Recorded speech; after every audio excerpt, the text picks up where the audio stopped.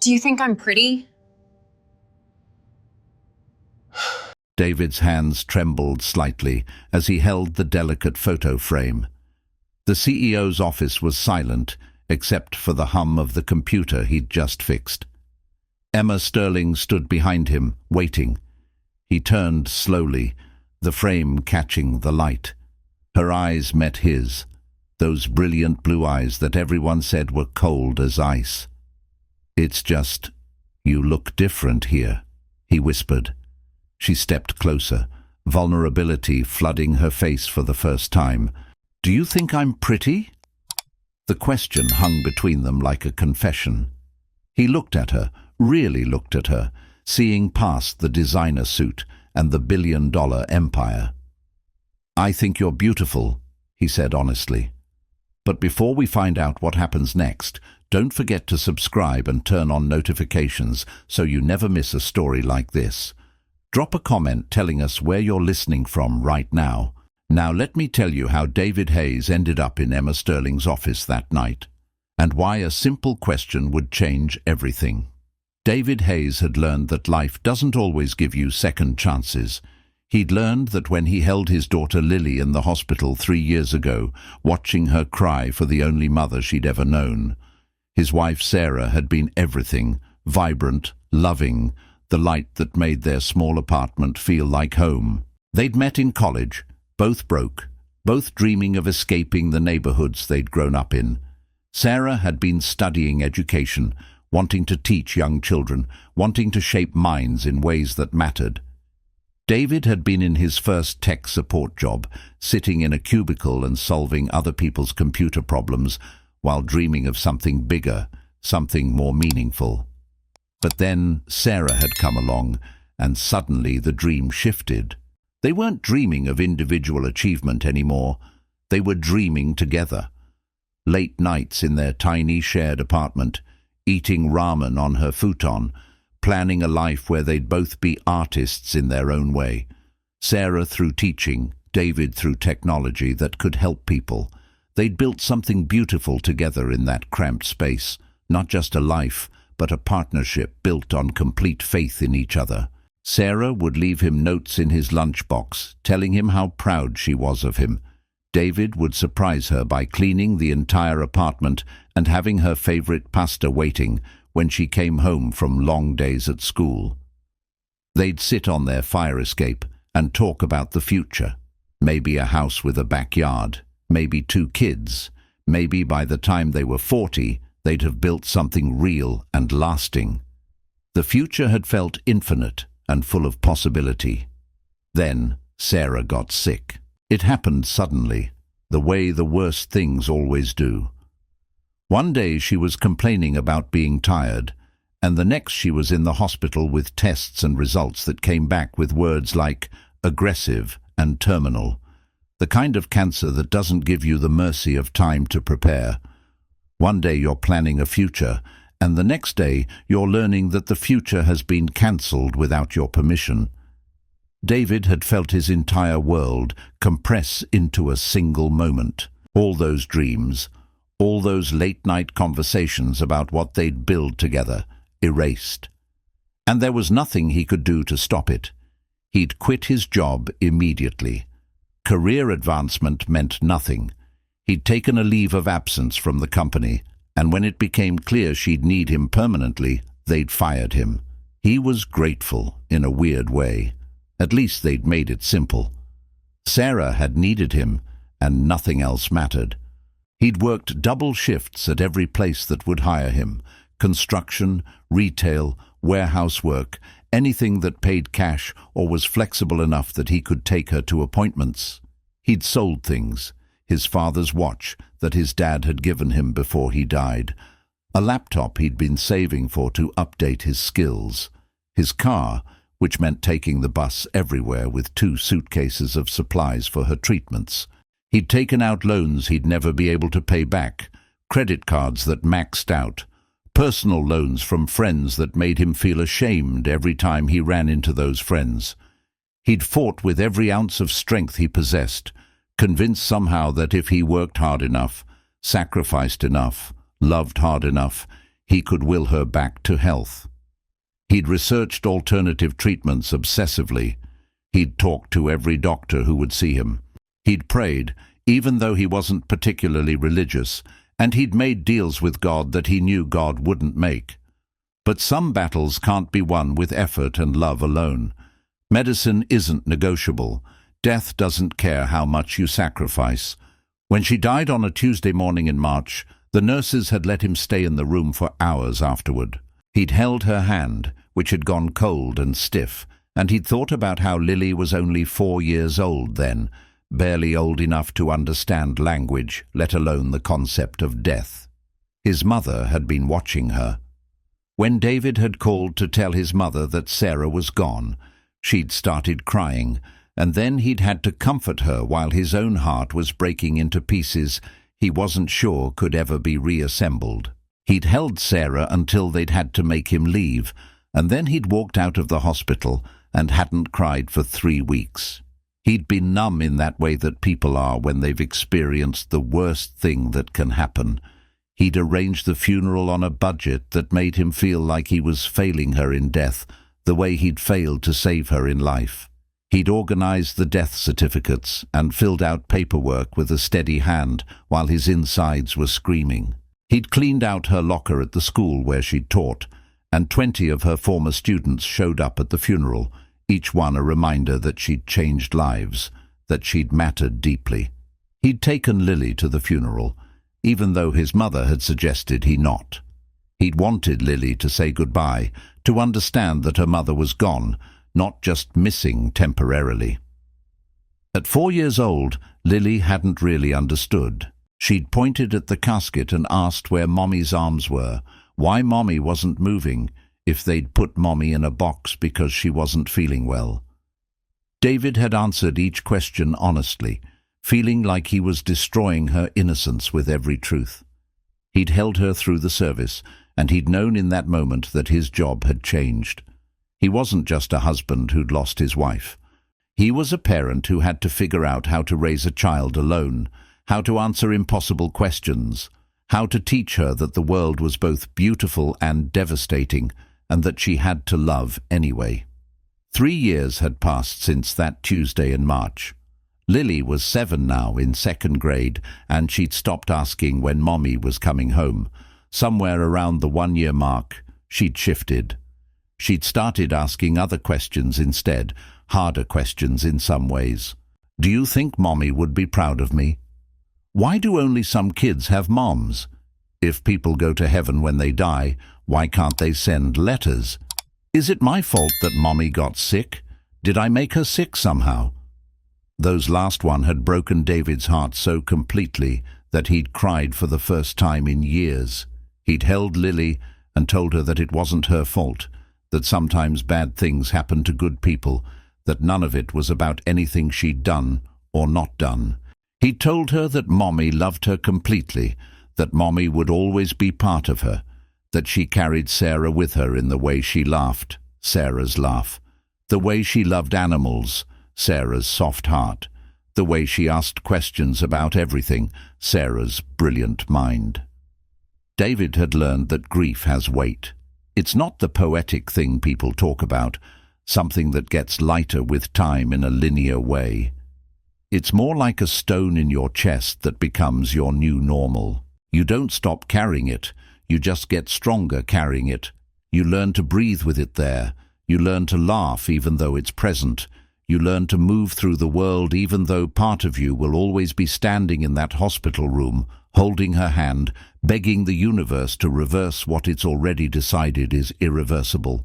The weight shifts sometimes. Some days it's bearable. Some days it's crushing. Some days you wake up for a few minutes and forget, and then it crashes back in, and you have to grieve all over again. After Sarah's death, David lost his job at the computer repair shop where he'd started working after his company fired him. The owner said he was distracted. What David heard was that he couldn't keep up, that his grief was inconvenient, that his suffering was affecting the business. He'd had a better position once, tech support for a mid-sized company, but he'd left it to care for Sarah during her final months. There were no guarantees in corporate America for people with dying wives. No one had an employee handbook section for what to do when your spouse is terminally ill.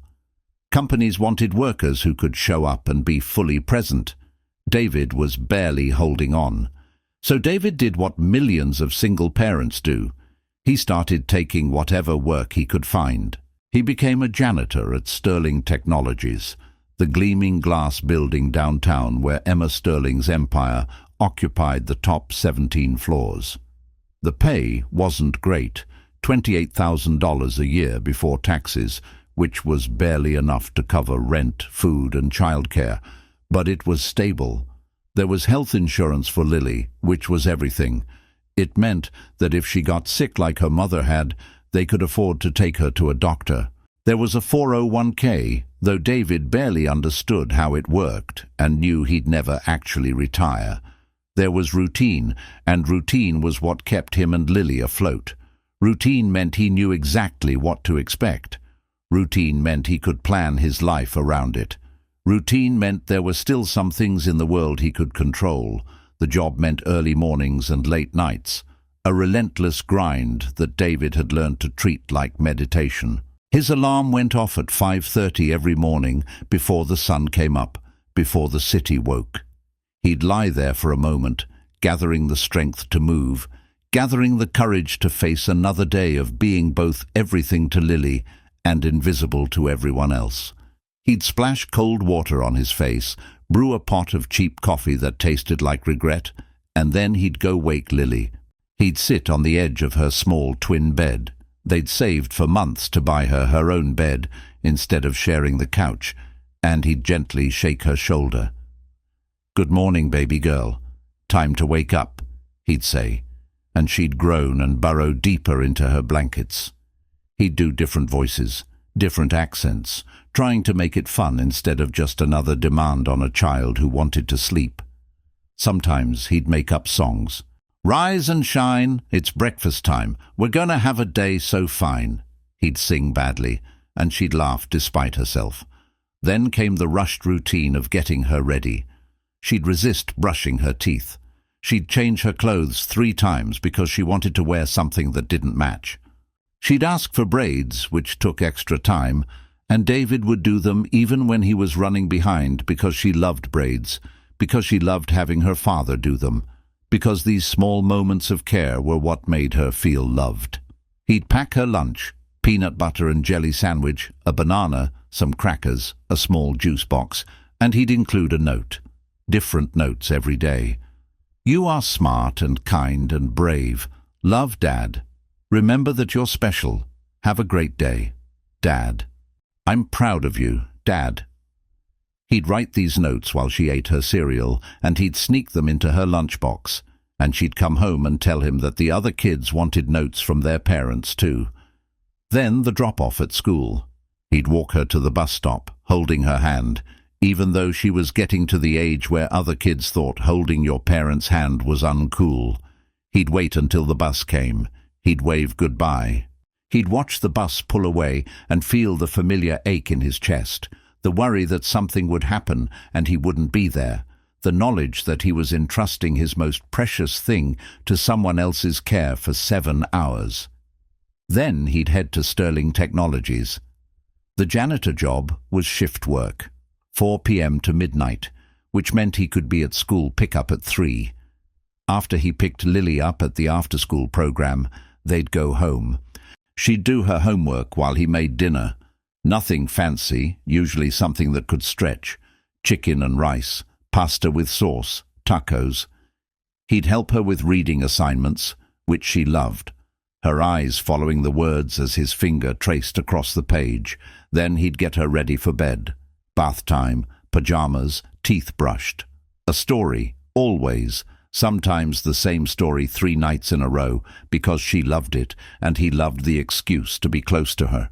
He'd sing "Twinkle, Twinkle, Little Star," even though his voice was terrible, and she'd giggle and tell him he was bad at singing.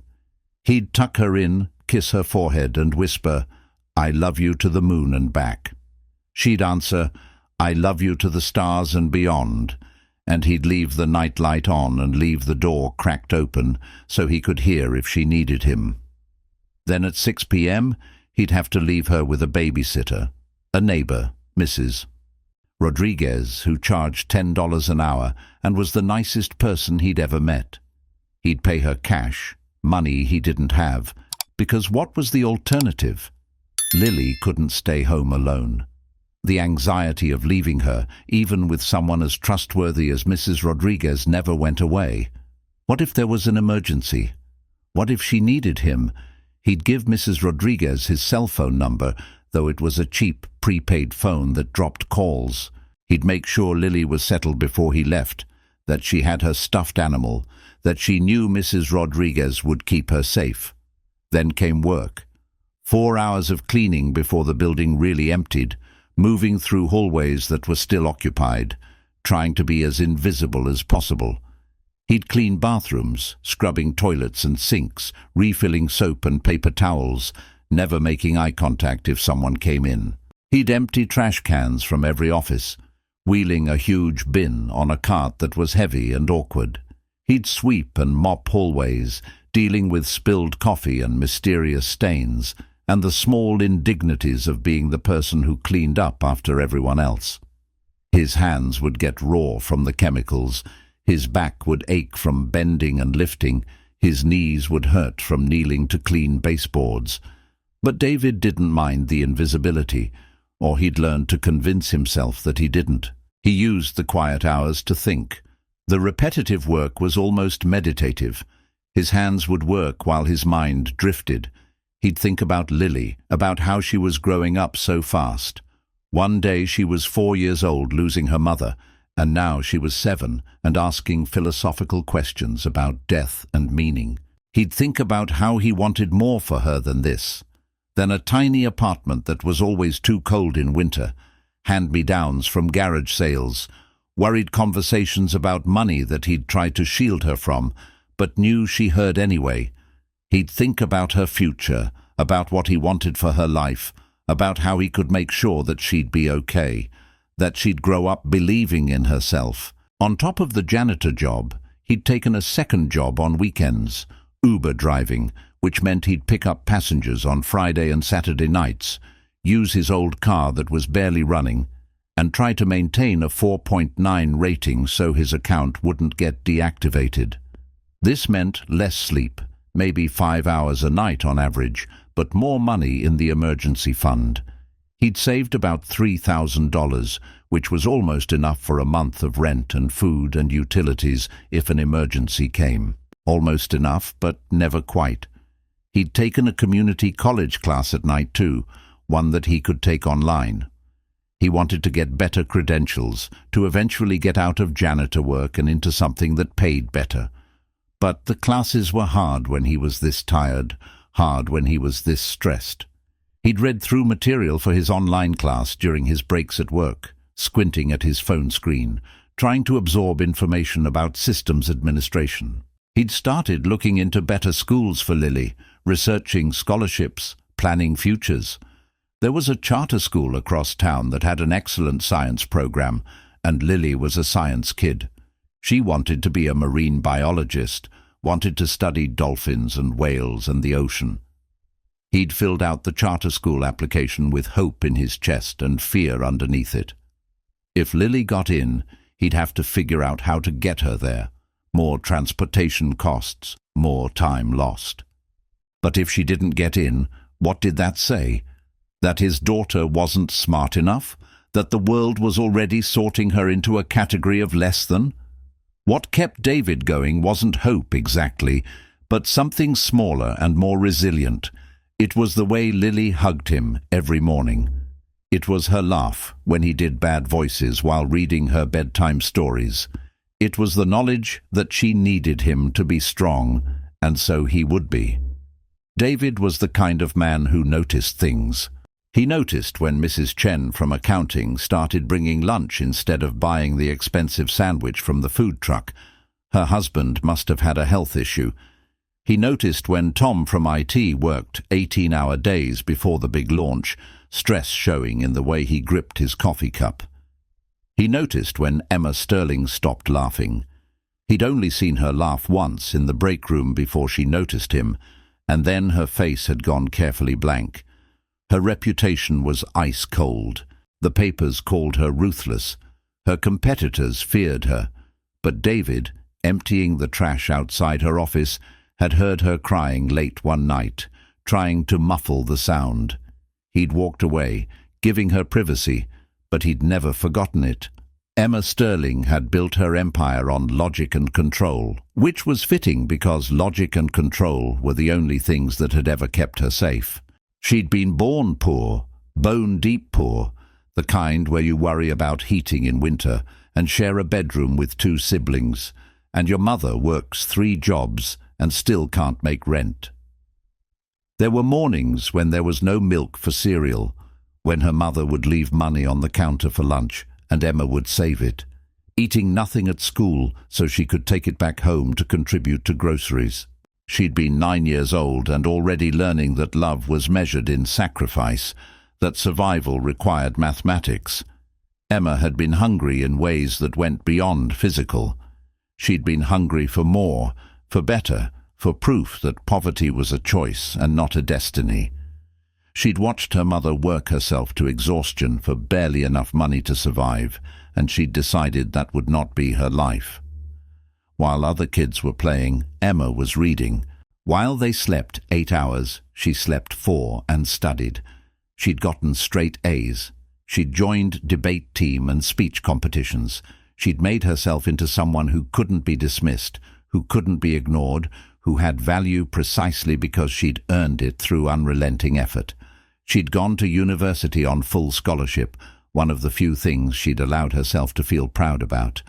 But there was no time for the pride to settle. She was working her way through, sleeping 4 hours a night for 4 years, which meant she was sleeping while her roommate was sleeping, studying while her roommate was partying, working while her roommate was in class. She'd earned enough to help her mother, sending money home monthly, which meant not buying winter clothes or new shoes. Her feet hurt constantly. Her hands got broken out from the cheap soap, but she kept going. She'd learned code when most people her age were partying, discovering who they were through late nights with friends and first loves and mistakes. Emma was discovering who she could become through late nights with textbooks and practice problems and elegant solutions to complex systems. She'd learned business when most were learning how to fail, how to recover from failures, how to be human. Emma was learning the architecture of power, how capital flowed, how to position herself to redirect that flow toward herself. By 28, she'd started Sterling Technologies from a basement with 2 other people. One of them had tried to sue her when the company got its first major investment, claiming he was entitled to more equity because he'd been there from the beginning. She'd had a lawyer demolish him. She'd learned that mercy was a luxury poor people couldn't afford. By 35, she'd built Sterling Technologies into a $9 billion enterprise. She owned the building where David cleaned floors. She had power. She had wealth. She had respect. She had offices on the top 17 floors of the building and a net worth that made her one of the most powerful women in the world. She had nothing that mattered. The loneliness of Emma's success was a thing so profound it had become part of her, woven into her cells like a scar that had healed over but never really gone away. She'd learned early that relationships were transactions and that understanding had calcified into truth. Her first boyfriend in college, someone she genuinely cared about, had asked to borrow money and then had disappeared with it. $20,000 she'd saved from her work-study job and summer internships. She'd learned that love was a liability. Her college best friend, someone she'd told secrets to in the dark of their dorm room at 2 a.m, had sold stories about Emma's childhood, about her mother, about the time Emma had cried in her arms about how much pressure she felt. Those stories had ended up in a tabloid with the headline, "From Rags to Riches, the harsh childhood of Tech's Ice Queen." Emma had seen herself reduced to a narrative, her pain commodified, and she'd never forgotten that. Her first business partner had tried to sue her out of the company during the explosive growth phase. He'd claimed that she'd changed agreements, that he'd been pushed out, that the success was partially his. The lawsuit had been frivolous, but it had cost her money and time and energy to fight it. She'd won, and she'd destroyed him professionally, made sure no other company would hire him, made sure he couldn't raise capital. Some people thought it was ruthless. Emma thought it was fair. He'd tried to take what was hers. She'd taken his future. That seemed proportional. She'd learned that people wanted her money, her connections, or both. No one wanted her. She'd learned that if she was ever going to be safe, if she was ever going to be secure, she'd have to be impenetrable. So she'd built walls so high and so thick that no one could get through. She'd built them from years of disappointment, from lessons learned the hard way, from the understanding that vulnerability was a weapon other people would use against her. She'd become the kind of woman who never smiled in meetings, never socialized, never gave anyone ammunition. She was professional. She was distant. She was untouchable.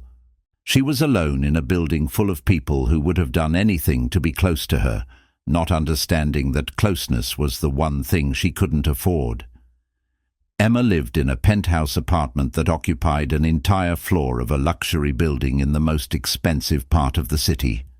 Floor-to-ceiling windows on 3 sides showed the city spread beneath her like something she owned but couldn't touch, something she'd conquered but couldn't possess in any meaningful way. The apartment was decorated by an interior designer, all clean lines and expensive nothing, a space that looked like it was meant for someone, but Emma wasn't sure who. The furniture was comfortable, but looked like no one actually sat on it. There were no photographs on the walls, no personal items, nothing that suggested a human lived there. It was a showcase, not a home. She had housekeepers who came on Thursdays when she was guaranteed to be at work, so she didn't have to interact with them. They'd clean everything to perfection and leave no trace of their presence. She had a personal chef who came 3 times a week and left meals in her refrigerator in perfectly portioned containers with reheating instructions. She had a therapist. She paid $1,500 per hour to listen to her carefully constructed explanations of why she was fine, completely fine, totally fine, while the therapist took notes and said things like, "And how does that make you feel?" as if feelings were something Emma could simply access like a spreadsheet. At night, when she wasn't working, she'd stand at her windows and watch the city below. She'd watch families walking down streets, parents holding children's hands, children dragging their parents toward ice cream shops, the casual physical affection that Emma had only experienced from her mother, who was too busy working to give much of anything but the occasional exhausted hug. She'd watch couples walking arm in arm, leaning into each other, and she'd wonder what that felt like. To matter to someone not because of what you could provide, but just because you existed. To have someone care about your day, not because it affected their finances, but because they genuinely wanted to know how you felt. She'd had relationships, though Emma called them something else in her head. Arrangements was a better word.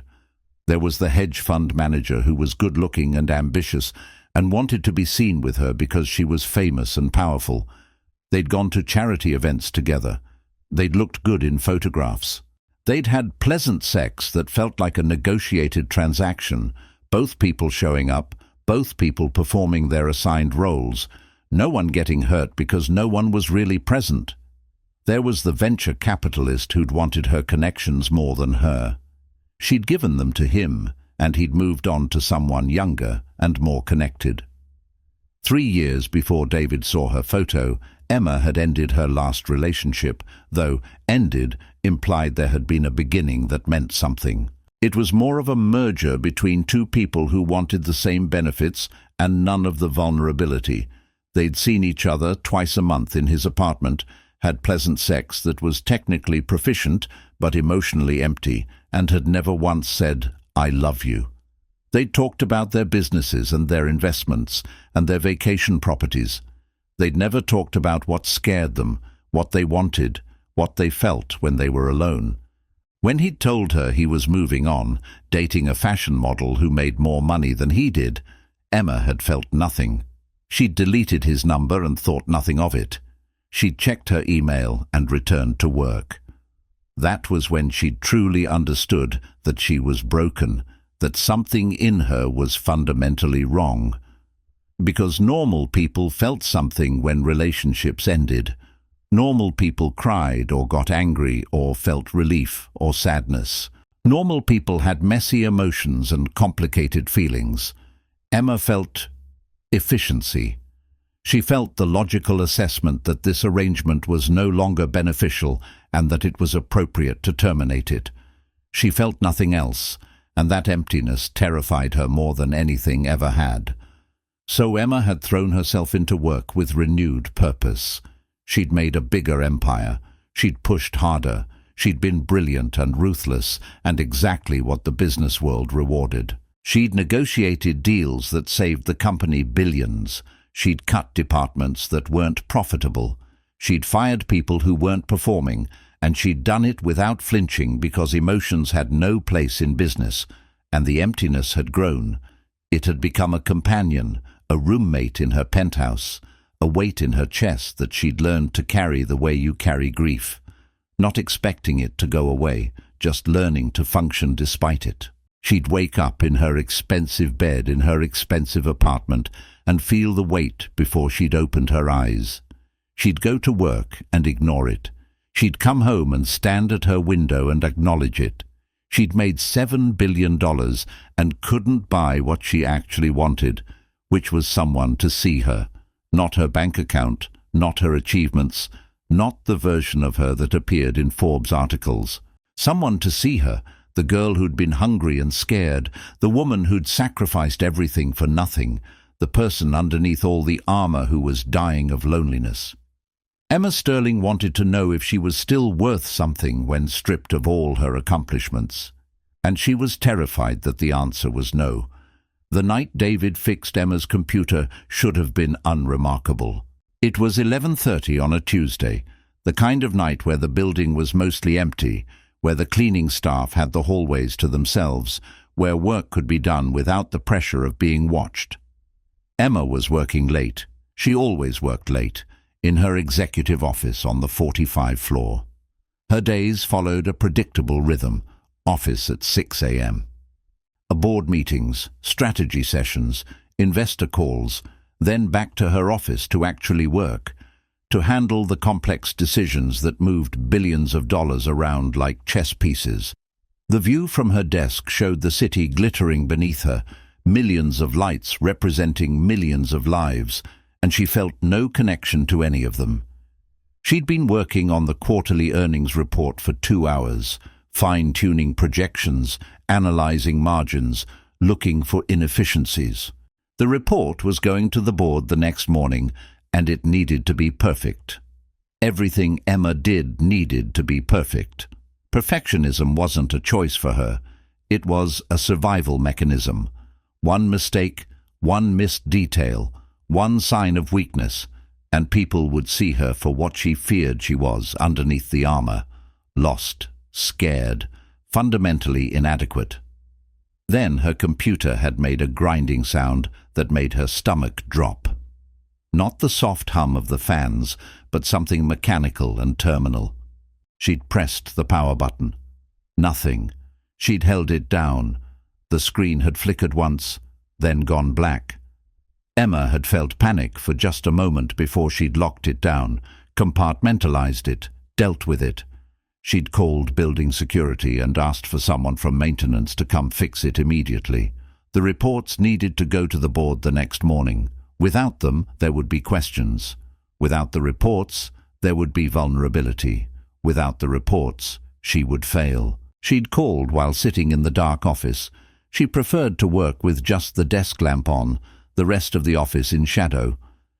The security guard had said someone would be up shortly. Emma had returned to pacing, which is what she did when she was anxious, though she would never admit to being anxious. She was calm. She was controlled. She was never uncertain. David had received the call on his radio. "We need maintenance on the 45 floor. Ms. Sterling's office. Computer issue." His stomach had dropped a little. He'd never been to the executive floors. He'd only cleaned the lower levels, bathrooms, break rooms, hallways where he was supposed to be invisible, where he existed in the margins. The executive floors were a different world. He'd taken the elevator up, leaving his cleaning cart on the 4th floor with a co-worker. His uniform was a simple grey shirt with Sterling Technologies printed on the back, slightly faded from washing. His name tag read David H., because using David Hayes seemed too familiar, too much like he was trying to be seen. The elevator doors opened on the 45 floor, and it was like stepping into another world. The lower floors were functional, carpeted hallways, standard offices, adequate lighting. This floor was designed to intimidate. Floor-to-ceiling windows showed the city from nearly the top of the building, the view so expansive and beautiful it seemed to belong to someone else.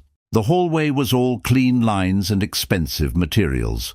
There were only a few offices up here, which meant each one was enormous, significant, important.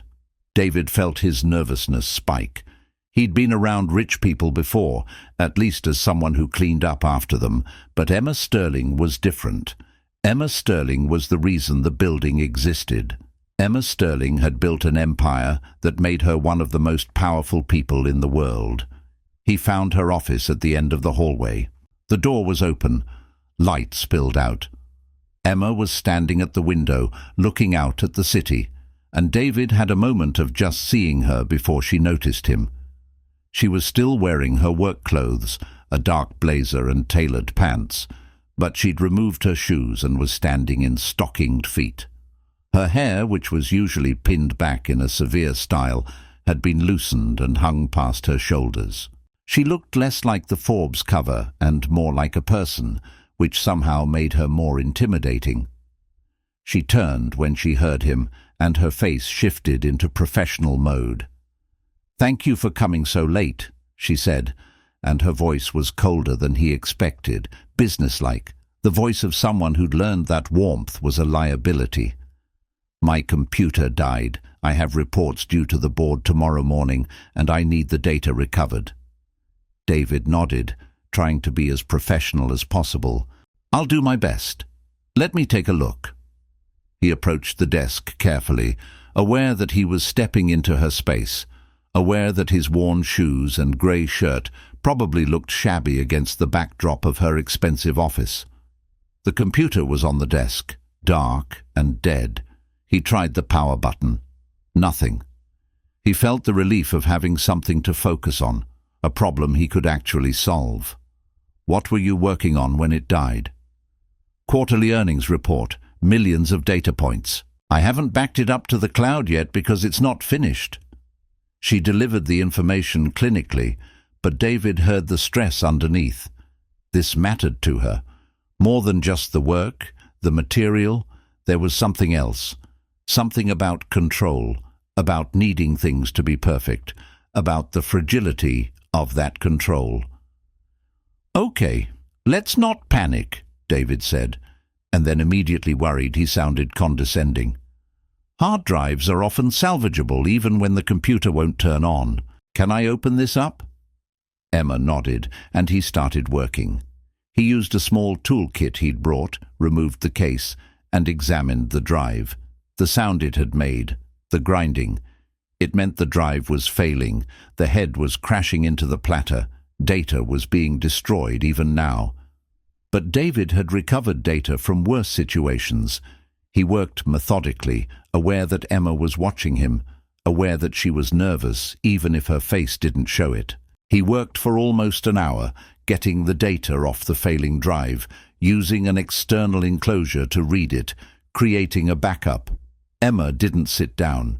She stood, pacing sometimes standing at the window. She'd asked questions at first. "Is it lost? Can you get it back? How long will this take?" But after David's initial answers, she'd fallen silent. He'd filled the silence by working and by talking, softly, about what he was doing. The mechanical failure has damaged some sectors, but the core data should be intact. I'm using a recovery algorithm that should reconstruct the file system. These things usually work fine. He'd meant it to be reassuring, but Emma had just nodded, still tense, still afraid. Finally, the files were backed up. David had transferred everything to a new external drive, which he'd handed to Emma. Your data is here. It's all recoverable. You should be good to go for your reports. Emma had taken the drive from him, and their fingers had almost touched, and there'd been a moment of something, though David couldn't have named it. Thank you, Emma had said, and the professional tone had cracked slightly. I don't know what I would have done if... She'd stopped herself, reassembled her armor. This is exactly what I needed. David had been packing up his tools when he'd noticed the laptop on her bookshelf. It was closed, and the screensaver was cycling through images on the monitor that was powered by the backup drive. Beach scenes. A woman laughing on a beach. The same woman, but younger, looser, happier. David had frozen as the image had cycled. It was Emma. It was definitely Emma. But not the Emma standing in front of him in the sterile executive office. This Emma was barefoot, holding a puppy, wearing a sundress, genuinely smiling, genuinely present in her own body. He'd stared at the image, and Emma had noticed.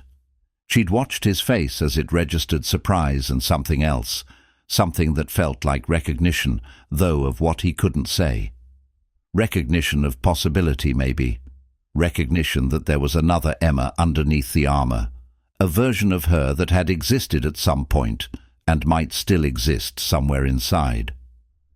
The moment had stretched between them, charged with something neither of them could name. Emma had looked away first, had gone to the window, but David had still been holding the image in his mind. That woman, that smile, that person who seemed impossible and real at the same time. That was a long time ago, Emma had said quietly, to the window, to the city, to no one in particular. David had turned to look at her, and he'd seen something he wasn't supposed to see. Sadness, loneliness, something breaking inside her. He'd asked before he'd thought better of it, asked in the gentle way he asked Lily questions, genuinely curious, genuinely trying to understand. Who is that person? Emma had turned back from the window, and her face had been so vulnerable, so exposed, that David had almost regretted asking. Someone I used to be, she'd said softly. And then something remarkable had happened. Emma had asked him a question that seemed to cost her everything. She'd looked at him, and her walls had cracked, and she'd asked, "Do you think I'm pretty?" The words had come out soft, almost like a question she was asking herself, but she'd asked it to him. Does this matter? Do I matter? If I'm not the person on the beach, if I'm not happy, do I matter at all? David had understood suddenly what she was asking, what she was really asking underneath the question. She was asking if she was enough. Not as a CEO, not as a billionaire, not as an achievement, but as a person. And the answer came to him with absolute clarity. He'd set down his tools. He'd looked at her the way he'd looked at the photo, really looked at her, trying to see past the armor and the designer clothes and the billion-dollar empire. He'd looked at her and seen a woman who was terrified and brave and lonely and searching. He'd looked at her and seen someone worth loving. "I think you're beautiful," he'd said, and he'd meant it. "But I also think that person on the beach was smiling, and you don't smile much anymore. I think you're brilliant and powerful and impressive, but I also think you're really sad. And I think the saddest part is that you don't believe anyone would like you if you weren't impressive. But someone could. Someone would." Emma had felt tears prick her eyes, which never happened. In all the years of her adult life, the years of stress and pressure and loneliness, she'd managed to not cry, She'd learned that crying was weakness.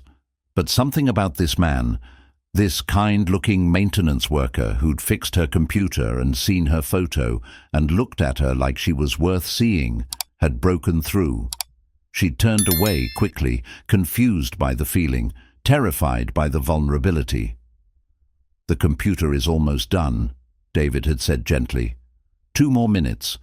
But everything had changed in those 2 minutes. When David had finished and had been packing up his tools, Emma had found herself asking questions she'd never asked anyone.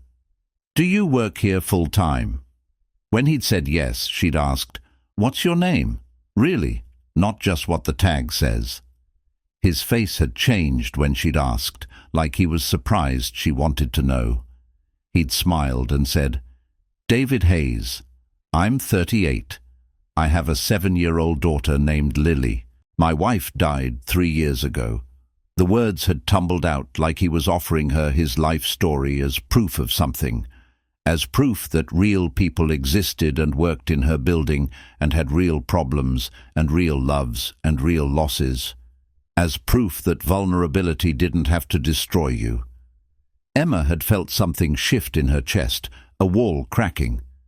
"Is it hard, being a single parent?" she'd asked, and she genuinely wanted to know. Not as a CEO evaluating an employee, but as a human being genuinely curious about someone else's life. David had considered the question seriously, the way he seemed to consider everything. "Yeah," he'd admitted. "Sometimes it's really hard. I'm tired all the time. I worry about whether I'm doing enough for her. I feel like I'm failing sometimes. But Lily is worth it. Every hard day is worth it for her. I'd sacrifice anything for her, and I'd do it gladly." Emma had thought about that answer long after David had left. She'd thought about a man working as a janitor because his daughter was more important than his pride, because his love for her mattered more than his status. She'd thought about someone choosing connection over comfort, love over achievement. She'd thought about the way he'd looked at her like she was more than a net worth, more than a company, more than the things she'd built. He'd looked at her like she was a person worth knowing. David had frozen. He'd stared at the photo. Emma had noticed his reaction and had come around the desk to look. She'd watched his face register surprise and something else, something like recognition. Recognition of what? She couldn't say. The moment had stretched between them, charged with something she couldn't name. "That was a long time ago," Emma had said quietly. David had turned to look at her, and his expression had been so open, so genuine that Emma had felt her walls crack slightly. "Who is that person?" he'd asked. Not unkindly, not mockingly, genuinely curious, like he was trying to solve a puzzle. Emma had looked at her own photo, at that girl on the beach who seemed like someone from another life. "Someone I used to be," she'd said. And then, in a moment of vulnerability so profound it terrified her, Emma had done something she'd never done. She'd asked someone to see her. "Do you think I'm pretty?" The words had come out soft, almost like a question she was asking herself. David had set down the laptop. He'd looked at her, really looked at her, the same way he'd looked at the photo, and something in his eyes had changed. "I think you're beautiful," he'd said, "but I also think that person on the beach was smiling, and you don't smile much anymore." It was the most honest thing anyone had ever said to her. Emma had felt tears prick her eyes, which never happened, and she'd turned away quickly, confused by the feeling. "The computer is almost done," David had said gently. 2 more minutes. In those 2 minutes, everything had shifted. When David had finished and had been packing up his tools, Emma had found herself asking questions. "Do you work here full-time?" When he'd said yes, she'd asked, "What's your name?" Really, not just what the tag says. He'd smiled and said, "David Hayes. I'm 38. I have a 7-year-old daughter named Lily. My wife died 3 years ago." The words had tumbled out like he was offering her his life story as proof of something, as proof that real people existed and worked in her building and had real problems and real loves and real losses. Emma had asked, "Is it hard, being a single parent?" David had considered the question seriously, the way he seemed to consider everything. "Yeah," he'd admitted, "sometimes it's really hard. I'm tired all the time. I worry about whether I'm doing enough for her. I feel like I'm failing sometimes. But Lily is worth it. Every hard day is worth it for her."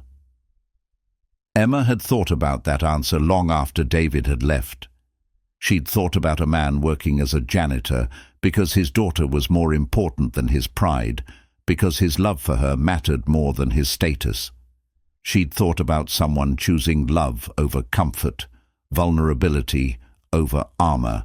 She'd thought about the way he'd looked at her like she was more than a net worth. She'd thought about how she'd broken down in front of him, asked him if she was pretty, and instead of judgment, she'd gotten kindness.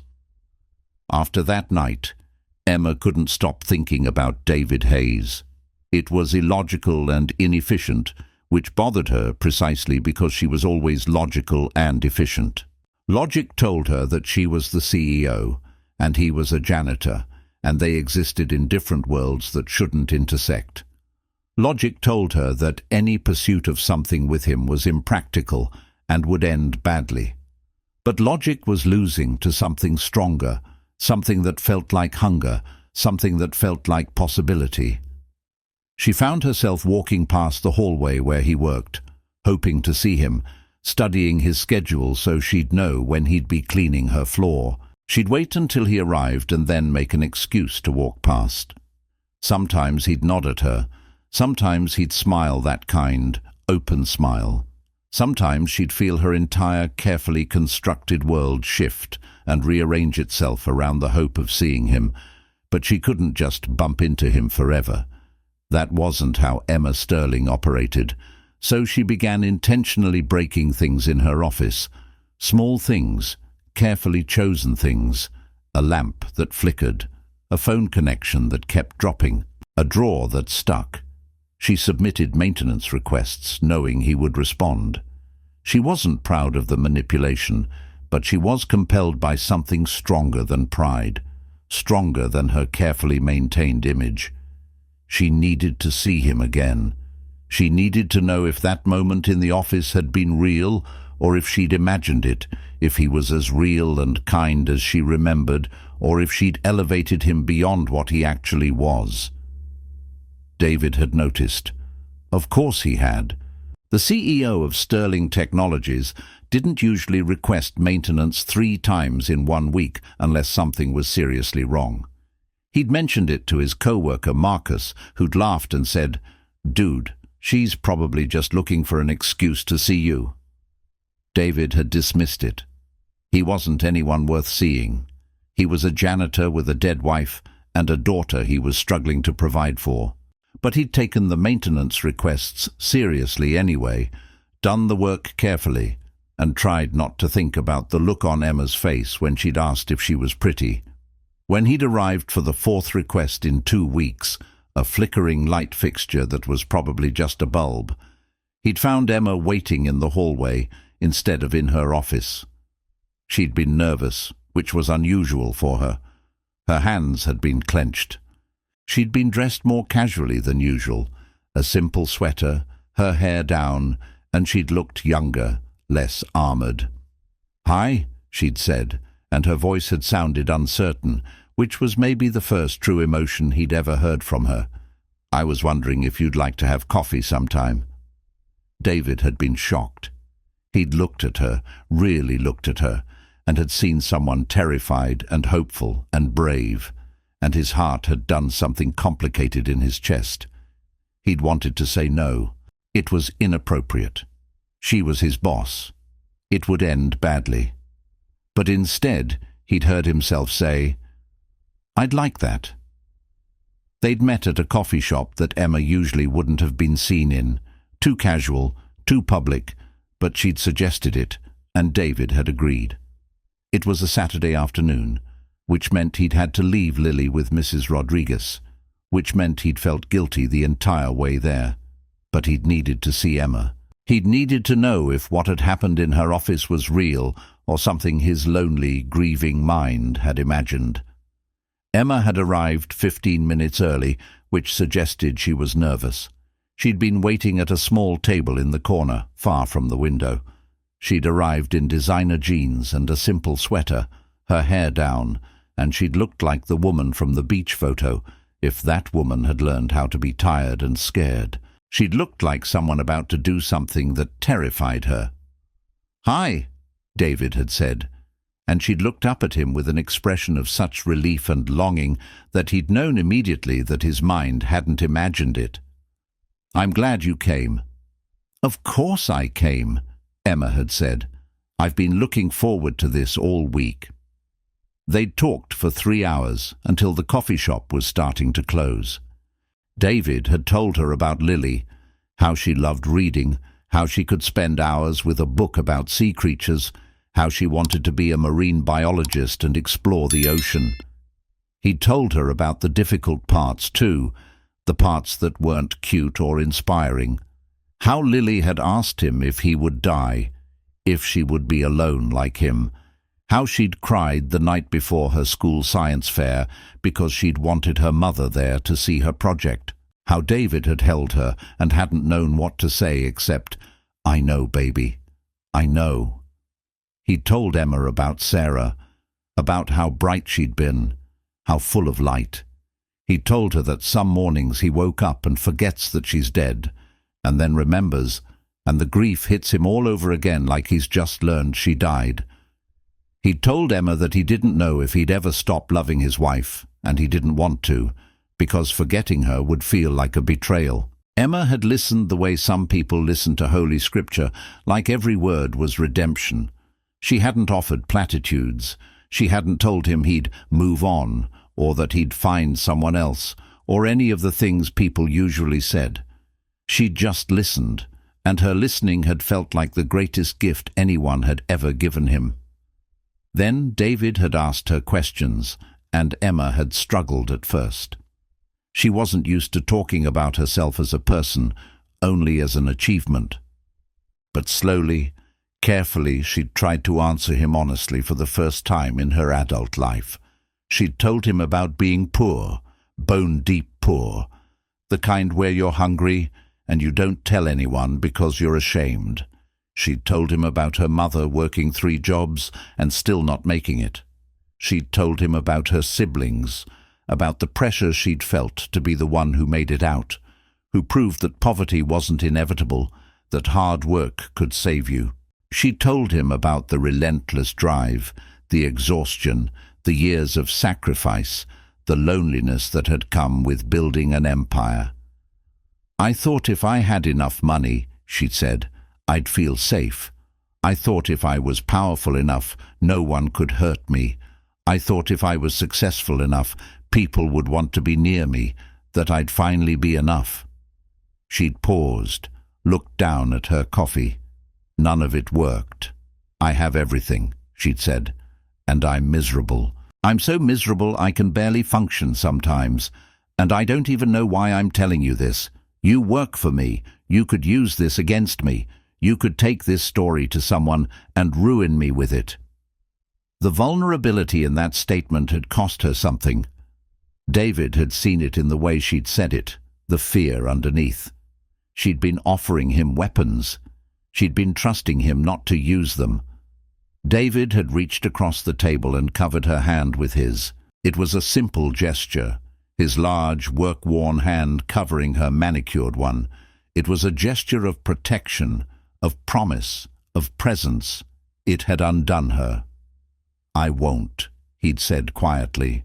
"I promise you, Emma, I will never hurt you. I will never use this against you. I will never tell anyone anything you've told me. You're safe with me. That's a promise." Emma had felt something break open inside her. Not shatter, but open, like a door in a wall that had been sealed shut, finally unlocked. She'd looked at his face, at the kindness there, the genuine care, and she'd believed him. "How do you know?" she'd asked. "How do you know you can trust me to keep your promise? People promise things all the time." David had smiled a little. "Because you're asking the question. Because you're scared. Because real people are scared sometimes, and they ask real questions, and they show up anyway. That's how I know." The connection between them had deepened after that. David had started visiting Emma's office during his late-night shifts, and she'd started staying late when she knew he was working. They'd talk while he worked, and it had become their time. Emma had asked about Lily, really asked, not in the way people ask to be polite, but in the way someone asks when they actually want to know. David had brought photos on his phone. Lily with her first loose tooth, Lily at the aquarium, Lily drawing pictures of what she wanted to be when she grew up. Emma had looked at each photo like it was a window into something pure and true. One night, in the middle of winter, Lily had gotten sick. It started as a cough on a Thursday morning, the kind of cough that made David's stomach clench because he remembered Sarah coughing, remembered how illness could spiral. The doctor said it was viral, nothing serious, probably resolve in a few days with rest and fluids. But David couldn't shake the anxiety. He'd called in to work, had taken Lily to the doctor, had spent that night beside her bed in their small apartment, listening to her cough, ready to take her to the emergency room at any sign of complications. He'd played soft music to help her sleep. He'd checked her temperature obsessively. He'd held her when she was frightened. The next morning she'd seemed a little better, but she was still feverish. David had stayed home again. He'd called Emma's office to tell her he wouldn't be coming in. He'd expected a professional response. Instead, Emma had picked up her own phone. "Is Lily okay?"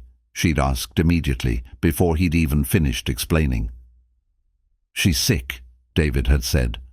"Nothing serious, but I need to be here." "Of course you do," Emma had said, and her voice had been full of such warmth and understanding. "Take all the time you need. I'll have someone cover your shift." He'd missed 3 days of work. During those 3 days, Emma had texted him asking for updates.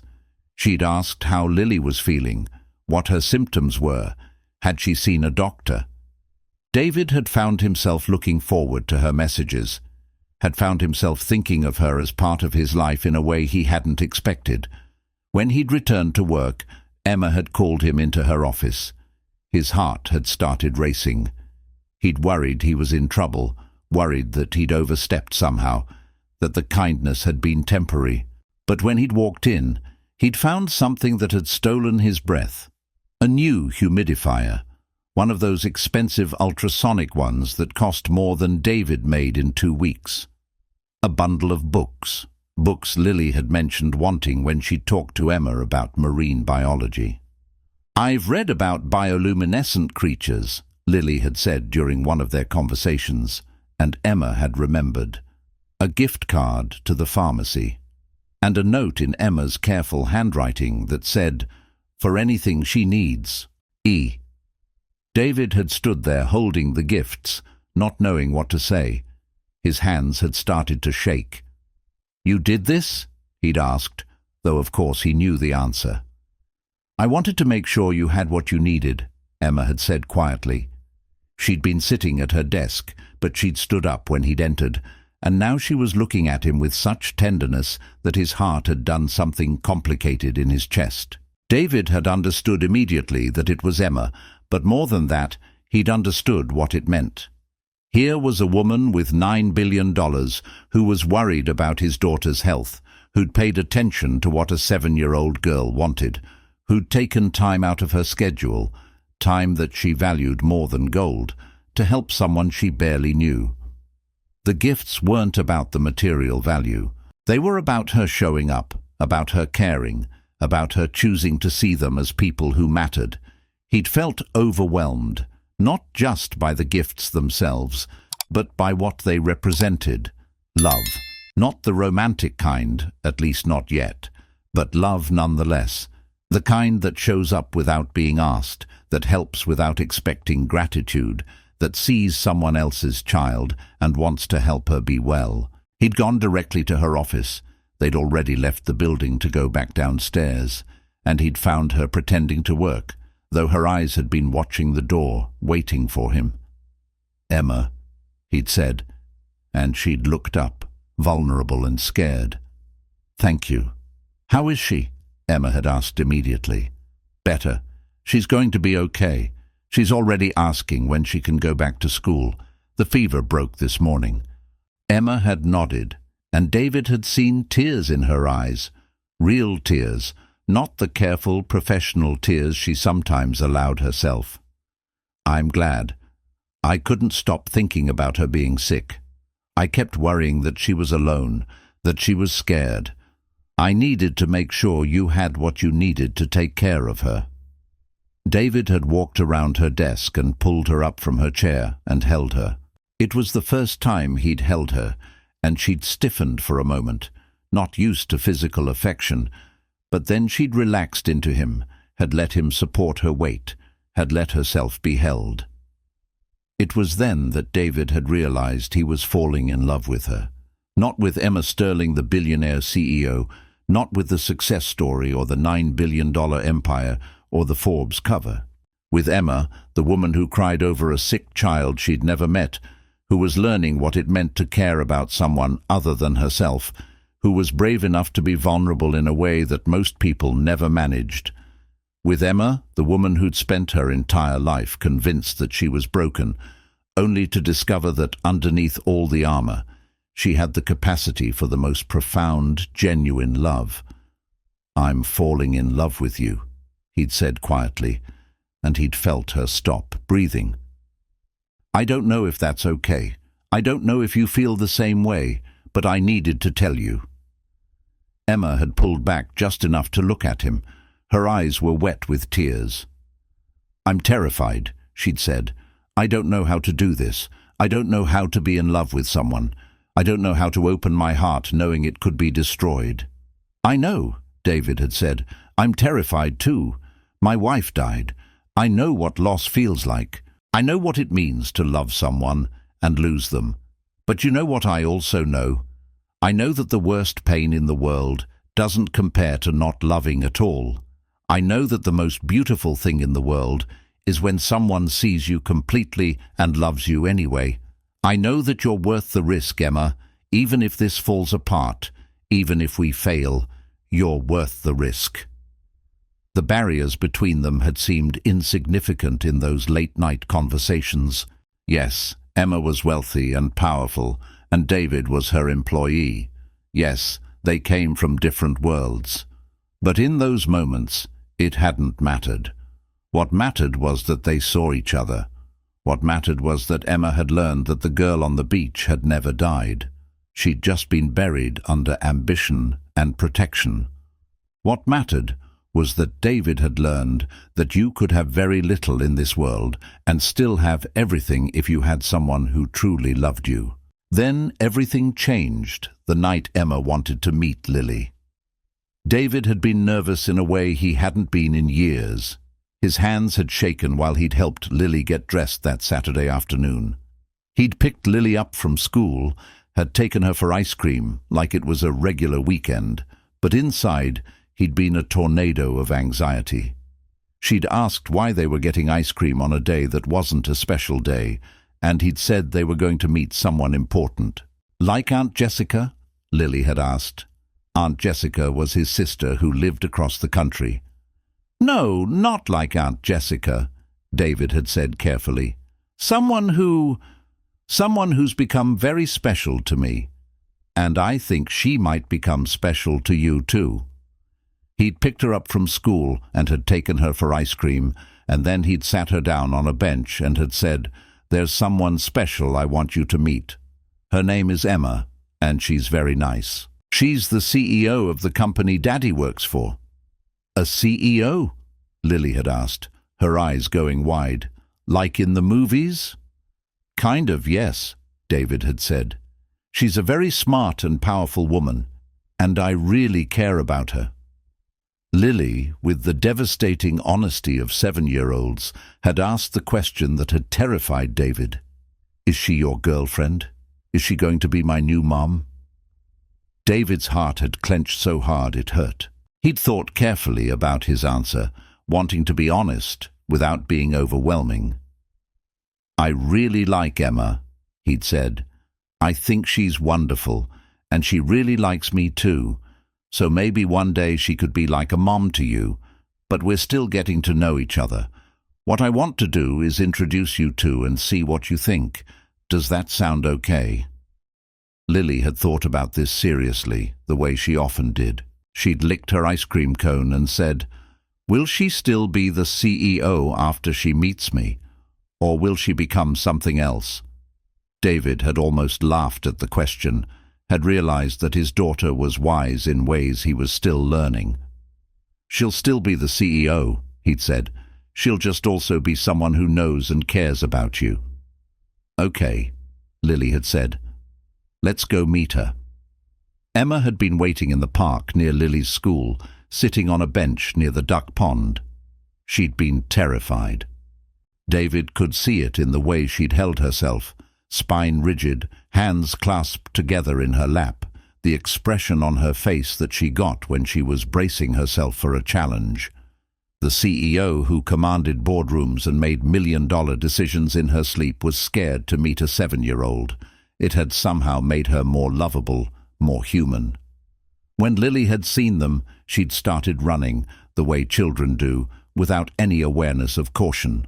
Emma had looked panicked for just a moment before she'd stood up, and then Lily had been there, stopping a few feet away, suddenly shy. "This is Emma," David had said gently. "Emma, this is Lily." Emma had knelt down so they were at eye level, and for a moment the two most important people in David's world had looked at each other. Emma looked at Lily like she was trying to memorize her, trying to understand her, trying to be worthy of meeting her. Lily looked at Emma with the uncomplicated curiosity of a child, assessing her the way only children could. "Hi, Lily," Emma had said softly. "I'm Emma. Your dad has told me a lot about you." "Have you told her about the time I tried to rescue a bird, but it bit me?" Lily had asked David, and Emma had smiled. A real smile, not the careful professional one. Instead of offering gifts or trying too hard, Emma had just asked Lily questions. What did she like? What was her favorite book? Did she like the ocean? What did she want to be when she grew up? The questions had been genuine, and Emma had listened like the answers mattered, because they did. Lily had answered in that comprehensive way children do, words tumbling out without filter. She'd loved the ocean and wanted to study marine biology. She loved books about animals and mysteries. Her favorite was Charlotte's Web, and she'd cried at the end because Charlotte had died, but her egg sac had saved her children. She wanted to save animals like Charlotte had saved Wilbur. Somewhere in the first 5 minutes of conversation, Lily had taken Emma's hand. It had been instinctive and pure, and had broken something in Emma that had been broken before. Emma had felt tears start to prick her eyes, in public, in the middle of the park, in front of David, and she'd let them come. She'd looked at David with an expression of such wonder and gratitude that he'd understood she was experiencing a shift in her understanding of what was possible. They'd walked together to the duck pond, Lily between them holding both their hands, swinging slightly when they stepped up onto the grass. Lily had told Emma about the charter school she was hoping to get into, about the science program there, about how she wanted to study bioluminescent creatures that glowed in the ocean. Emma had listened and had asked intelligent questions that treated Lily like her thoughts mattered, like she was someone worth understanding. Emma had told Lily stories about building her company, and Lily had been fascinated. She'd asked how Emma had decided what to build, and Emma had said, "I saw a problem that needed solving, and I realized I was smart enough to solve it. I just had to believe in myself enough to try." Lily had nodded seriously, filing away this information like it was treasure. Emma had taught her about coding in a way a 7-year-old could understand, using a metaphor about recipes and following instructions. She'd taken out a napkin from her pocket and drawn a simple flowchart. Lily's eyes had gone wide. "So you're like a magician?" she'd asked, and Emma had laughed, really laughed, the kind of laugh that comes from joy, not politeness. Emma had listened while Lily talked about her dead grandmother, David's mother, who Lily remembered vaguely, but whose absence she still felt. Emma had asked kind questions about what Lily's grandmother had been like, what made her special, if Lily missed her. When Lily's eyes had gotten wet with tears, Emma had knelt down again and had let her cry against her shoulder. This woman who'd been so afraid to let anyone close. "It's okay to miss people," Emma had said softly. "It means you loved them, and love doesn't go away even when people do." "Did your grandma die?" Lily had asked. "I didn't know my grandma," Emma had said, "but I lost someone very important to me, your dad's wife, Sarah. She was wonderful, and she would have loved you so much. She was your mother, and it's okay to be sad that she's gone." David had watched them together and realized that something profound was happening. Emma wasn't trying. She wasn't performing. She wasn't attempting to be anyone other than herself. She was present, genuinely present, with his daughter. And his daughter, with the wisdom of children, was accepting her. As the afternoon had turned to evening, they'd stopped at a small restaurant for dinner. Lily had sat between them, and David had watched as Emma had cut Lily's chicken into bite-sized pieces without being asked, had helped her with her napkin, had listened attentively while Lily had explained the ecosystem of tide pools. It was domestic, simple, real. It was everything Emma had never experienced growing up. When they'd said goodbye in the parking lot, Lily had hugged Emma. It had been spontaneous and genuine, and Emma had held her like she was the most precious thing in the world, like she might break if she held her wrong. She'd closed her eyes and just held her, and David had seen tears stream down her face. "Will I see you again?" Lily had asked when she'd pulled away. "I hope so," Emma had said. "I really hope so." In the car driving home, Lily had been quiet for a long time. David had let the silence exist, not pushing her to process faster than she was ready for. Finally, she'd asked, "Is Emma going to stay in our lives?" David had said, "I hope so, baby. I really hope so, but that's something that's going to be your choice too. How did you feel about meeting her?" Lily had thought about this. "She's sad," she'd said finally. "Sadder than you are. But she's trying not to be sad when she's with us. She's trying to be happy." David had felt his heart break a little at how perceptive his daughter was, how she could see through Emma's armor to the vulnerable person underneath. "She is trying," he'd agreed. "And I think being with you helps her with her sadness." "Good," Lily had said. "I want to help her." But the universe, it seemed, had other plans for how this story would unfold. The media found out about them.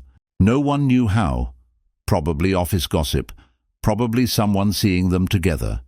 Probably the simple reality that secrets don't stay secret when the billionaire CEO is involved. The story broke on a Tuesday afternoon.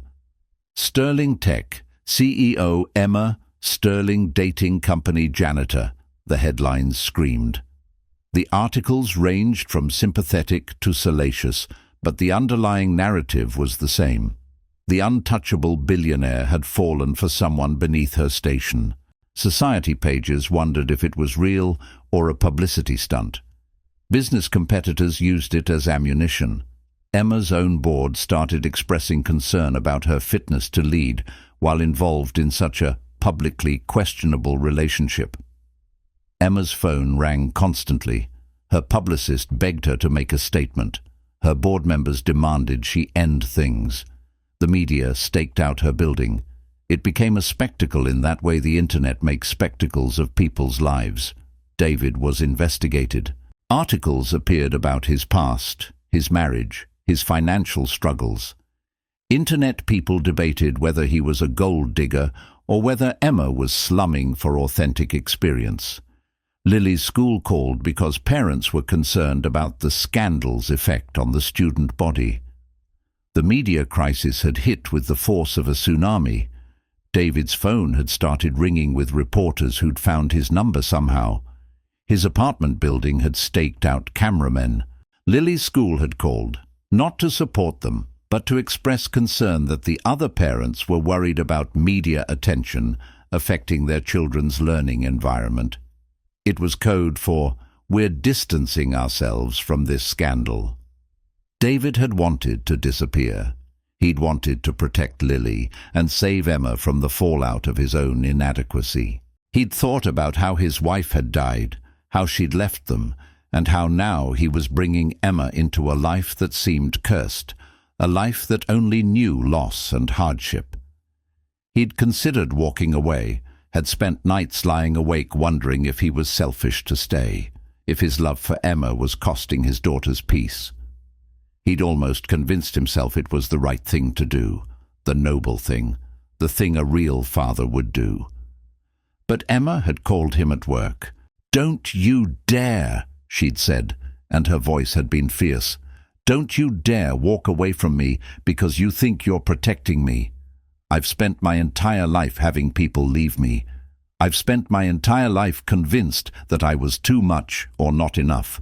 I'm not letting you be another person who abandons me because you think it's noble. We face this together." So they'd faced it together. Emma had called an emergency board meeting. Her publicist had advised against it. Her lawyers had warned her it could be used against her. But Emma had decided that the only way through was truth. She'd streamed it publicly. Her board members had objected, had argued that this was a terrible precedent, that she was airing private company matters on the internet, that she was being emotional and irrational, but Emma had overridden them. She'd sat at the head of the table in her immaculate suit, composed but no longer cold, and she'd done something she'd never done in her entire career. She'd been vulnerable in public. "I need to tell you why David Hayes matters more to me than sterling technologies," she'd said, and the room had gone quiet. And then she'd told them. She'd told them about being poor and hungry and terrified that she'd never be enough. She'd told them about her childhood, about her mother working 3 jobs, about the shame of poverty, about the drive to escape it. She'd told them about building an empire, about the relentless achievement, about the moment she'd realized that success was empty. She'd told them about that night when David had fixed her computer, about seeing the photo of the girl on the beach and realizing that she didn't recognize herself anymore. She told them about asking a maintenance worker if she was pretty, and about him seeing her and telling her the truth, that she was beautiful but sad, that she deserved to be happy, that she was worth loving. She told them about a man who'd lost his wife to cancer, who was raising his daughter alone, who worked 2 jobs, who gave everything he had to his daughter and still found it in himself to be kind to her. She told them about learning what it meant to love someone, not because of what they could provide, but because of who they were. She told them about his daughter, about a 7-year-old girl with a dead mother and a father who was holding her together, and about how being with them had taught her what actually mattered in the world. "I've spent 15 years building the world's view of who I should be," Emma had said, "and I was dying inside. I was alone in a building full of people who wanted something from me. I was rich and powerful and completely, utterly alone. David didn't fall in love with my bank account. He didn't pursue me because I could advance his career or make him rich. He fell in love with me because he saw me, not the CEO, not the empire, not the achievement. Me, the person underneath all of this." She'd paused, and the room had been so silent it felt like everyone was holding their breath. "And I fell in love with him because he showed me that the girl on the beach never died." She'd just been buried under ambition and protection and the desperate need to be enough. She's still in here. Emma had placed her hand on her heart. She never went away. She was just waiting for someone to help her remember that she was allowed to be happy, that she was allowed to need people, that love was worth the risk of being hurt. Emma had stood up. Her voice had gotten stronger, more certain. I built this company. I made it a $9 billion empire. I did that. But I would trade every penny, every achievement, every accolade if it meant I could have what David and his daughter have. I would burn it all down to have what we're building together. Because love is more valuable than money. Connection is more valuable than power.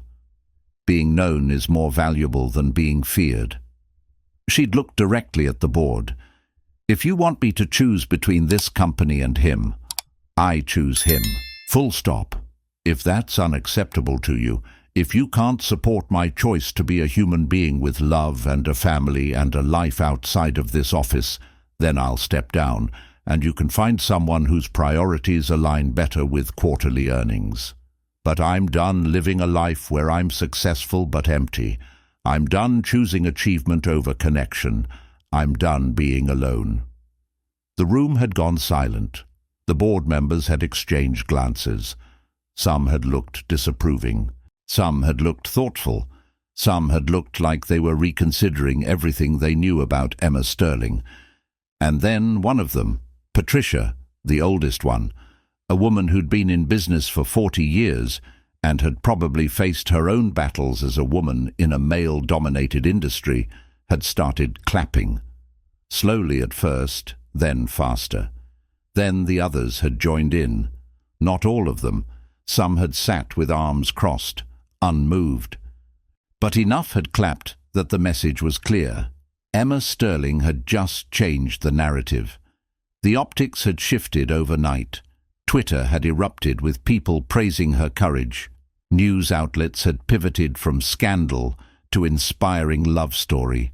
The headlines had changed from CEO dates company janitor to billionaire CEO chooses love over empire. Some people still thought it was foolish. Some people still called David a gold digger. But the acute pressure had eased. The story had become about a woman choosing vulnerability, choosing connection, choosing to be human. When Emma had gotten home that night, David and Lily had been waiting for her in her penthouse apartment. He'd watched the press conference on his phone at work, had felt his heart break and rebuild itself all at the same time. He'd called Mrs. Rodriguez and asked her to watch Lily, and then he'd gone to Emma's building. He'd taken the elevator up to the penthouse, and when she'd opened the door, he'd cried. She'd walked toward him, and instead of saying anything, he'd just opened his arms, and they'd held each other for a long time. Later, Lily had arrived with Mrs. Rodriguez, and David had sat Lily down and told her what had happened. He'd explained that sometimes grown-ups got scared and did mean things, that sometimes people on the internet said hurtful things because they didn't understand. He'd told her that Emma had been very brave. Lily had asked if Emma still wanted them, and David had said yes, always. Then Lily had climbed up onto Emma's lap, and the three of them had sat together on the sofa in the penthouse apartment, holding each other, three people who'd found each other despite impossible odds, and had decided that love was worth fighting for. The resolution of their story hadn't been a fairy tale ending where everything was perfect. It was better than that. It was real, complex, full of growth and learning and the daily choice to show up for each other. Emma had stepped back from day-to-day operations at Sterling Technologies to focus on strategic leadership, which meant more than just a title change. It meant she actually had time for a life. She'd called meetings at 3 p.m. instead of 9 p.m. She'd taken Fridays off sometimes. She'd hired a new CEO who was brilliant and visionary and had different values than her, who believed that profit and people mattered equally. Under shared leadership, the company had thrived. Emma had discovered that she could have power without having to sacrifice everything else on the altar of achievement. She'd started a foundation focused on education for low-income families, funneling her wealth into changing systems that had once trapped her. She'd put David's mother on the board. She'd passed the year before, but Emma had wanted to honor her memory through the work. She'd built scholarship programs that didn't just provide money, but also mentorship, connection, understanding that poverty wasn't just about money, but about feeling invisible. David had been offered a position in Sterling Technologies' IT department by Emma's new CEO. He'd been nervous about it, worried it was just a favor because he was dating the boss. But he'd gone through the interview process, and he'd been the best candidate. He'd gotten the position because he was good at the work and deserved it. His salary had tripled to $80,000 a year, which seemed like a fortune after years of struggling. He and Lily had moved into a bigger apartment with windows that let in real light, natural sun pouring in instead of the dim greyness of their old place. Lily's room had become a paradise of books and art supplies and a telescope for studying the stars and the sea creatures she loved. Emma had become a part of their lives in a way that had surprised no one. She'd started spending weekends with them. She'd attended Lily's school events and had cried at Lily's science fair when Lily had won first place for her project on bioluminescence. She'd taught Lily to code, using games and stories, teaching her that logic and creativity weren't separate things but deeply connected. She'd taught her to think like an entrepreneur, but also to remember where she'd come from, that the goal of business should be to solve problems and help people, not just to accumulate more and more. Most importantly, Emma had shown Lily what it meant to be a woman with power who used it kindly. She'd shown her that strength and vulnerability weren't opposite things, that you could be ambitious and also tender, that you could want success and also want love, that these things weren't mutually exclusive. One afternoon, about 8 months after they'd started officially living together, Lily had asked Emma if she could call her Mama Emma. They'd been making dinner together, and Lily had been stirring something on the stove while Emma had been chopping vegetables. It had been such a mundane, domestic moment that when Lily had asked, it had caught Emma completely off guard. "You don't have to call me anything," Emma had said carefully. "I know your mom was Sarah, and she'll always be your mom. I just want to be here for you." "I know," Lily had said seriously. "But you're here. You're choosing to be here. And I love you. So can I call you Mama Emma?" Emma had cried the kind of happy tears that had surprised her with their intensity. David had held her while she'd cried, and he'd whispered, "You're her mom, Emma. You're as much her mother as I am her father. You're allowed to be loved like this." They'd gotten married a year after that first night when David fixed Emma's computer, in a ceremony that reflected who they'd become together. They'd gotten married on a beach that looked a lot like the one in Emma's old photo, the one where she'd been barefoot and happy and hadn't yet convinced herself that happiness wasn't allowed for her. Lily had been the flower girl, and she'd walked between them down the aisle, holding both their hands. Her flower basket had been overflowing with wildflowers, not expensive roses, but real, messy, beautiful wildflowers. Emma had worn a simple dress, her hair down, her smile genuine and unguarded. It was a designer dress, yes, because Emma was wealthy and could afford beautiful things, but it was simple, elegant, unfussy. It was the dress of someone who was comfortable in her own skin. David had worn a suit, not expensive but well-fitting, a suit that made him feel handsome and confident. He'd cried when she'd walked toward him, and Emma had cried too, and Lily had giggled because they were both being silly. The ceremony had been small, just their chosen family, the people who truly knew them. Emma's mother was there, healthy and proud, watching her daughter choose love and vulnerability. David's sister had flown in from across the country. Mrs. Rodriguez, their old babysitter and neighbor, had been there. A handful of friends and colleagues who genuinely cared about both of them. The vows they'd written were not the traditional kind.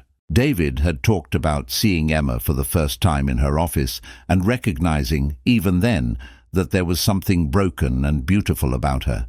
He'd talked about falling in love with her bravery, with her willingness to risk being hurt again after being hurt so many times. He'd promised to see her, really see her, every single day, to notice her, to value her, to choose her. Emma had talked about being lost and finding her way because of two people who'd shown her that she was worth saving. She'd talked about how loving David and Lily had taught her that success without connection was meaningless, that achievement meant nothing if you had no one to share it with. She'd promised to build a life with them that was based on love, not fear, to be present, to be vulnerable, to let them love her without constantly waiting for it to be taken away. And when they'd kissed, Lily had clapped her hands and shouted, "We're a real family now." And they were. Not perfect, not without complications, not without the occasional reminder of the vast differences in their experiences and resources, not without grief about Sarah and all the ways things could have been different, but real, true. Built on a foundation of seeing each other completely and choosing each other anyway, over and over again, on hard days and good days, in joy and in sorrow. Emma learned what it meant to come home to people who loved her, not despite her wealth, but in addition to it. She learned what it felt like to have someone trust her completely, to have a daughter who believed she was the smartest and kindest person in the world, to have meaning beyond herself. She learned that fixing a computer on a random Tuesday night had been the most important accomplishment of her life, more valuable than any company, any profit, any award. She learned what it meant to be a mother, to worry about a child's heart, to want to shield her from pain, while also knowing that pain was part of living. She learned that being a parent meant your own needs sometimes came second, and that was okay, that was love. She learned that she could be powerful and also vulnerable, that these things weren't contradictory. David learned that you could start over, that losing everything didn't mean you had nothing left to give, that sometimes the best things in life came exactly when you'd stopped expecting them, when you'd resigned yourself to a life that would be good enough, safe enough, manageable. That love had less to do with circumstances and more to do with choice and courage. Every single day he chose Emma. Every single day she chose him. Every single day they chose Lily, and she chose them. He learned that he didn't have to be perfect to be a good parent, a good partner, a good person. That showing up, being present, trying his best, and admitting when he failed, that was enough. More than enough. That was everything. And Lily had learned that families could look however they wanted them to look. That love wasn't about traditional structures or what other people thought was right or proper. It was about people showing up for each other, about being seen and valued, about mattering.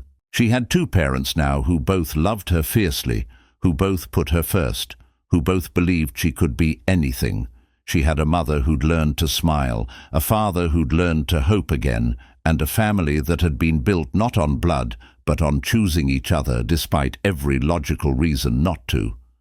She learned that love was a choice, that vulnerability was brave, that the people we choose to let into our lives matter more than anything we could ever achieve. Years later, when Lily was older, in high school and thinking about college and her future, she would sometimes ask Emma about that night when David fixed her computer. "Did you know?" Lily would ask. "Did you know he'd change everything?"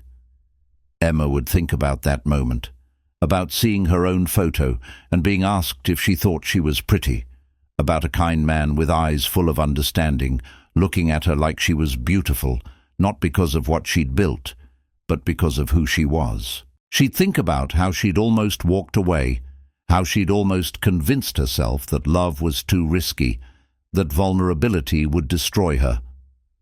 "No," Emma would say, But I think maybe I was waiting for him without knowing it.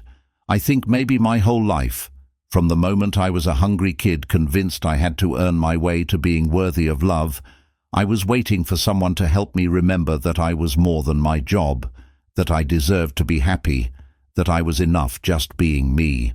He didn't save me. I don't believe in that narrative. But he helped me save myself by showing me that someone could see me, completely and honestly, and love me anyway. Lily would smile and say, "That's a good love story," and Emma would agree, because that's what it was.